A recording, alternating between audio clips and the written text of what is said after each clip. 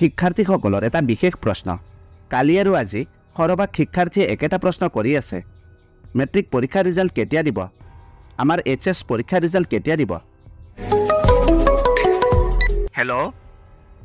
অ বাবু ক'ত আছা দেউতা আছো মই বন্ধুৰ লগত হা বন্ধুৰ লগত আছা কালি বোলে তহঁতৰ ৰিজাল্ট দিব